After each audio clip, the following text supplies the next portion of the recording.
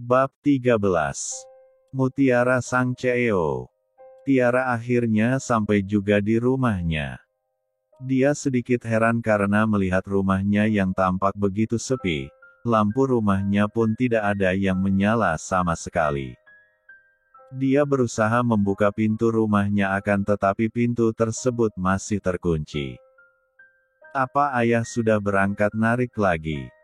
Tapi ini masih terlalu pagi untuk ayah pergi narik, gumam Tiara lirih. Dia kemudian mencari kunci pintu rumahnya itu di tempat biasa ayahnya menaruh kunci tersebut. Setelah ketemu dia langsung membuka pintu rumahnya, keadaan rumah sangatlah sepi seperti belum terjamah orang setelah kepergian mereka tadi pagi. Tiara menghidupkan lampu ruang tamu dan langsung menuju kamar sang ayah, berharap ayahnya ada di dalam sana. Saat dia membuka tirai kamar sang ayah ternyata keadaan kamar ayahnya pun sama gelap gulita. Perasaan Tiara semakin tidak enak takut terjadi sesuatu pada ayahnya itu. Dia langsung mengambil ponselnya niat hati ingin menghubungi ayahnya, akan tetapi ponselnya justru dalam keadaan mati. Tanpa menunggu lama dia langsung mengisi daya baterai ponselnya itu. Sambil menunggu baterai ponselnya terisi dia membersihkan diri. Sekarang kondisi Tiara lebih segar dari sebelumnya, walaupun keadaan mentalnya tidak dalam kondisi yang baik-baik saja setelah kejadian naas itu. Tapi Tiara berusaha untuk membuat dirinya terlihat baik-baik saja. Nomor yang Anda tuju sedang dalam luar jangkauan. Bunyi operator seluler setiap kali Tiara mencoba menghubungi sang ayah. Kenapa nomor ayah tidak bisa dihubungi? Ada apa ini? Ya Tuhan. Semoga ayah dalam keadaan baik-baik saja, batin Tiara yang mulai gelisah tidak tenang. Saat Tiara sedang larut dalam pikirannya tiba-tiba ada suara yang memanggil namanya dari arah depan rumahnya. Ceklek. Tiara membuka pintu rumahnya dan tampaklah seorang laki-laki parubaya yang tak lain adalah ketua RT di mana Tiara tinggal sekarang beserta 2 anggota polisi. Syukurlah kamu sudah ada di rumah Tiara. Semalam Bapak kesini beberapa kali tapi sepertinya kamu belum pulang. Jadi begini Tiara, kedatangan kami ke sini untuk memberitahu tentang ayahmu, jelas Pak RT. Ayah. Cicit Tiara. Pak RT menganggukkan kepalanya kemudian melanjutkan ucapannya, benar Tiara, ini tentang ayahmu, Bapak harap kamu bisa sabar menghadapi semua ini. Hufet. Ayah kamu semalam mengalami kecelakaan, dan sekarang dalam keadaan kritis di rumah sakit. Jeduar. Seperti ada petir di siang bolong yang menerpa. Seketika tubuh gadis mungil itu luluh lantah ke lantai tanpa bisa berucap sepatah kata pun. Hanya air mata yang tanpa disuruh sudah berjatuhan di pipi mulusnya. B1 birnya bergetar memanggil lirih nama sang ayah.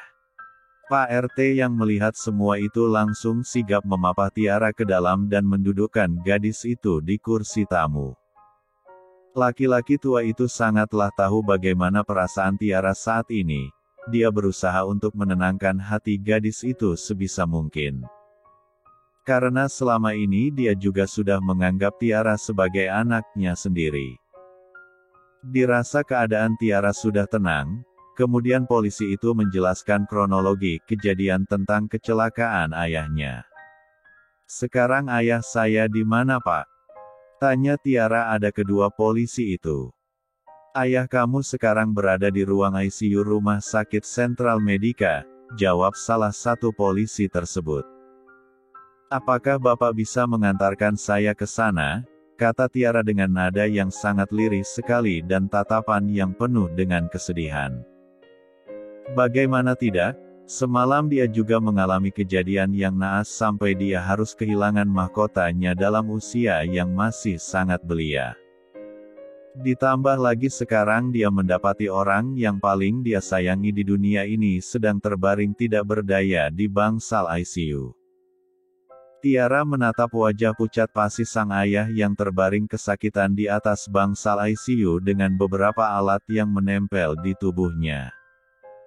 Gadis itu menatap pilu tubuh ayahnya yang penuh dengan luka. Perlahan Tiara mendekati ayahnya, diciuminya kening sang ayah dengan berlinangan air mata, kemudian dia memegang tangan ayahnya. Diciumi berkali-kali punggung tangan ayahnya, setelah itu diletakkan di pipinya dengan lembut. "Ayah, ini Tiara, maafkan Tiara ya yang baru datang. Sekarang ayah bangun ya," katanya. Ayah ingin lihat nilai hasil ujian Tiara. Kalau ayah tidak bangun, bagaimana ayah bisa lihat hasil nilai ujian Tiara? Hicks. Tiara juga ada kabar bagus untuk ayah. Tiara dapat beasiswa di Fakultas Kedokteran ya sampai Tiara mendapat gelar dokter spesialis nantinya. Ayah senangkan jika Tiara jadi dokter nanti sesuai cita-cita Tiara, kata Tiara sambil menahan isak tangisnya. Dan tanpa Tiara sadari, ayahnya meneteskan air matanya mendengar curahan hati Tiara. Walaupun tubuh ayahnya tidak bisa bergerak karena belum sadar akan, tetapi dia masih bisa mendengar ucapan anaknya. Sedangkan di luar ruang ICU, ada seorang laki-laki berpakaian serba hitam layaknya seorang supir pribadi sedang memperhatikan interaksi Tiara dengan sang ayah. Walaupun dia tidak bisa mendengar apa yang terjadi di dalam, tapi pria tersebut bisa tahu jika yang ada di dalam sana adalah sepasang anak dan ayah. "Aku harus mencari informasi tentang keluarga itu, bagaimanapun aku yang menyebabkan kecelakaan itu terjadi. Setelah itu aku akan menyampaikan semua informasi itu kepada Tuan Besar," ucap pria itu yang kemudian berlalu menuju pusat informasi setelah mengambil foto Tiara dan ayahnya melalui ponselnya. "Maaf Nona, apakah Anda keluarga pasien?" tanya salah satu perawat yang berjaga di ruang ICU. "Benar Sus, saya anaknya," jawab Tiara. "Kebetulan kalau begitu, Anda diminta untuk ke ruang dokter, karena dokter akan menyampaikan tentang keadaan ayah Anda Nona." Tiara menganggukkan kepalanya, dan keluar dari ruangan ICU. Sesampainya di ruang dokter yang menangani sang ayah, dia langsung dipersilahkan duduk.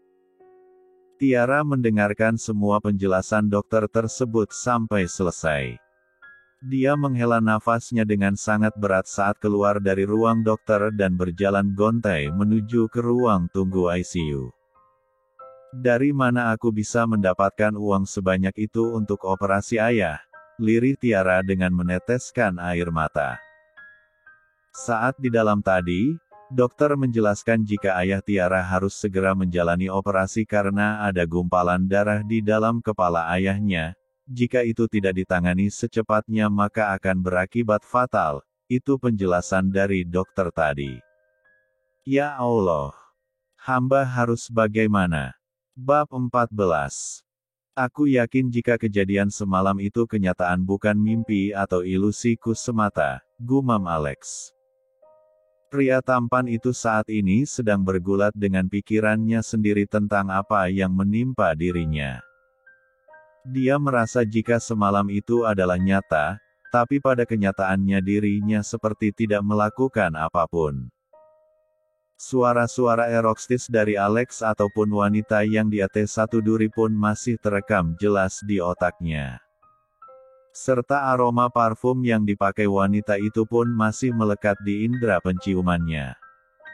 Tapi sayangnya dia tidak bisa mengingat wajah wanita itu, karena pencahayaan kamar itu semalam tidak jelas.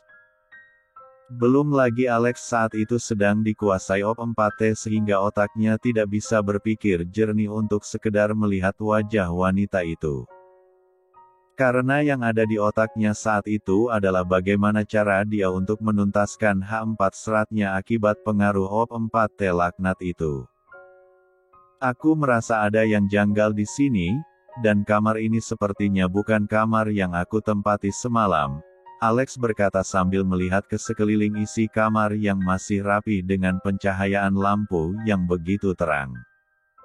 Atau mungkin wanita itu telah pergi? Tanya Alex pada dirinya sendiri. Alex langsung beranjak dari tempat duduknya dan masuk ke dalam kamar mandi untuk mengecek sesuatu. Sesampainya di kamar mandi, dia melihat sekeliling ruangan itu terlihat seperti tidak ada yang memakainya sebelumnya. Dalam otak Alex saat ini banyak sekali pertanyaan yang bermunculan. Ark! Teriak Alex di kamar mandi, kepalanya terasa sangat berat dan pusing sekali jika dia berusaha mengingat kejadian semalam. Dia membasuh wajahnya berharap bisa berpikir lebih tenang lagi. Dert. Halo Ma. Jawab Alex lirih saat menerima panggilan telepon dari mamanya. Iya Ma, Al akan segera pulang. Dengan hati dan pikiran yang masih kacau, Alex memutuskan untuk pulang ke rumahnya karena hari ini dia harus mengurus berkas-berkas keberangkatannya ke Amerika untuk melanjutkan studi di sana. Dia berjalan menyelusuri lorong hotel dengan perasaan tidak karuan. Tiba-tiba langkahnya terhenti pada sebuah kamar hotel yang menurutnya tidak asing. Dia menoleh ke arah kamar tersebut, seketika bayangan kejadian muncul dalam otaknya. Tapi secepat mungkin dia menepis pikirannya itu. CX. Lama-lama aku bisa gila jika seperti ini terus, ucap Alex pada dirinya sendiri sambil mempercepat langkahnya untuk keluar dari hotel itu. Di tempat lain. Tap, tap, tap. Suara derap langkah sepatu dokter dan beberapa orang perawat berlarian ke arah ruangan ICU di mana ayah Tiara terbaring sekarang. Tiara menatap bingung dengan orang-orang yang menangani ayahnya itu masuk ke dalam ruangan dengan terburu-buru. Seketika pikiran mau menjadi kalut dan takut jika terjadi sesuatu yang buruk pada ayahnya. Maaf. Apa ada sesuatu yang terjadi? Tanya Tiara pada salah satu perawat yang lewat di depannya. Akan tetapi perawat tersebut tidak menjawab pertanyaan Tiara. Dia langsung masuk begitu saja tidak menghiraukan Tiara sama sekali. Ya Allah. Semoga ayah baik-baik saja. Dia berjalan mondar-mandir di ruang tunggu menunggu kabar dari orang-orang yang berada di dalam sana. Bibirnya tidak lupa berhenti berdoa supaya keadaan ayahnya baik-baik saja. Semua yang Tiara lakukan tidak luput dari pantauan pria berpakaian hitam tadi. Ceklek. Pintu ruang ICU terbuka dan keluarlah seorang dokter yang tadi masuk. Apa Anda keluarga pasien? Tanya dokter itu pada Tiara. Iya dok, saya anaknya. Bagaimana keadaan ayah saya dok? Mohon maaf Nona, kami sudah berusaha semaksimal mungkin untuk menyelamatkan ayah Anda, akan tetapi takdir berkata lain. Ayah Anda telah meninggal dunia sekarang, ucap dokter tersebut dengan penuh penyesalan. Tidak. Ini tidak mungkin. Dokter pasti salah, tidak. Ayahku pasti masih hidup, iya. Ayah masih hidup, gumam Tiara dengan B1 bir bergetar dan air mata yang sudah bercucuran. Gadis itu langsung berlari ke ruang ICU untuk memastikan jika yang dikatakan dokter itu tidak benar. Sampai di sana, dia melihat tubuh sang ayah sudah tertutup kain putih. Ayah. Lirih Tiara dengan bergetar berjalan menuju ke arah di mana ayahnya sudah terbaring kaku. Dipeluknya tubuh kaku itu dengan derai air mata yang tidak bisa terbendung lagi. Ayah. Jangan pergi, Hicks. Jangan tinggalkan Tiara sendiri, ayah bangun ya. Hicks. Suster tolong lakukan sesuatu supaya ayahku bangun lagi suster. Aku mohon, Hicks. Jerit Tiara sambil mengguncang-guncangkan tubuh kaku ayahnya. Dek. Jadi orang itu sekarang sudah meninggal dunia, aku semakin merasa bersalah. Apa sebaiknya aku mengaku saja sekarang, tapi Tuhan berpesan supaya aku tidak melakukan hal di luar perintahnya. Bagi amanah ini, batin pria itu saat melihat Tiara menangis histeris di dekat jenazah ayahnya. "Halo Tuan. Orang itu sudah meninggal dunia," ucap pria tersebut dengan orang di seberang sana lewat sambungan telepon. "Baik Tuan. Saya akan mengurus segalanya." Setelah mengakhiri panggilan teleponnya, pria itu langsung menuju bagian administrasi rumah sakit. Tiara duduk termenung di ruang tunggu rumah sakit menunggu pengurusan jenazah ayahnya. Di saat seperti ini dia membutuhkan seseorang yang bisa sedikit mengurangi kesedihannya. "Nona, semua administrasi rumah sakit sudah beres, jadi jenazah ayah Anda bisa dibawa pulang sekarang," tutur seorang petugas rumah sakit. Tiara mengernyitkan dahinya, dia merasa bingung, sedangkan dia sendiri belum ke bagian administrasi untuk menyelesaikan biaya rumah sakit ayahnya. Karena dia masih berpikir bagaimana bisa mendapatkan biaya tersebut. "Siapa yang sudah membayar seluruh tagihan perawatan ayah saya, Sus?" tanya Tiara. "Kalau itu saya tidak tahu Nona, silahkan Anda konfirmasi ke bagian administrasi."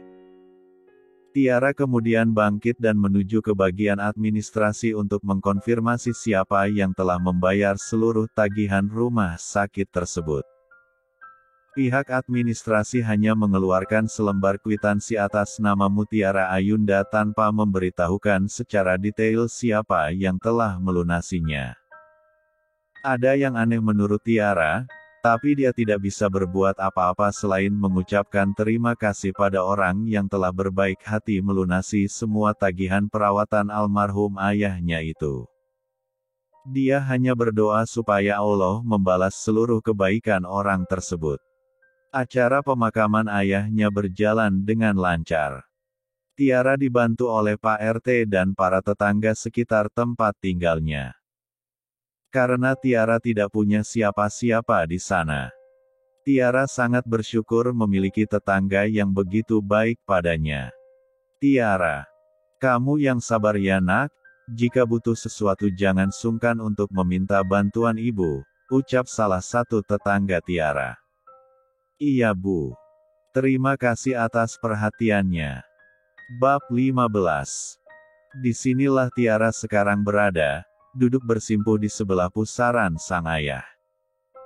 Hatinya sangat hancur, jiwanya serasa hilang ikut pergi bersama jasad sang ayah. Kejadian ini sungguh membuat dirinya berada di titik yang paling rendah dalam hidupnya. Tiara sangat merasa bersalah karena secara tidak langsung telah mengecewakan ayahnya, sekalipun ayahnya belum tahu dengan apa yang menimpanya. "Maafkan Tiara ya. Tiara sekarang sudah kotor, Tiara tidak bisa menjaga kehormatan Tiara sebagai seorang wanita. Bahkan Tiara sendiri tidak tahu siapa yang telah tega melakukan semua ini pada Tiara." Hicks. "Tiara bingung ya, apa yang harus Tiara lakukan selanjutnya tanpa ayah?" ucap Tiara dengan isak tangis yang menyayat hati jika ada yang melihatnya. Kebetulan saat itu semua pelayat sudah pulang, tinggal Tiara sendiri di sana. Dengan langkah gontai dia kemudian kembali ke rumahnya. Karena masih banyak yang harus dia urus. Tiara masuk ke dalam rumah, dia melihat sekeliling rumah banyak kenangan dia bersama sang ayah di sana. Gadis itu berjalan ke kamar sang ayah, diambilnya sebuah bingkai foto kecil yang ada di dekat tempat tidur ayahnya. Bingkai foto yang berisi foto dirinya dan kedua orang tuanya saat kecil dulu. "Ibu. Sekarang ayah sudah menyusul ibu, tapi kenapa kalian tidak mengajak Tiara sekalian?" Hicks. Tiara takut hidup sendirian di dunia ini, rintik Tiara terisak menangis sambil memeluk foto kedua orang tuanya. Tidak terasa sudah 7 hari ayah Tiara meninggalkan dunia ini. Gadis itu masih merasa sangat sedih dengan kehilangan sang ayah. Akan tetapi dia tidak terus-menerus meratapi kepergian ayahnya. Dia berusaha untuk tegar menghadapi ini semua, bagaimanapun dia harus tetap melanjutkan hidupnya.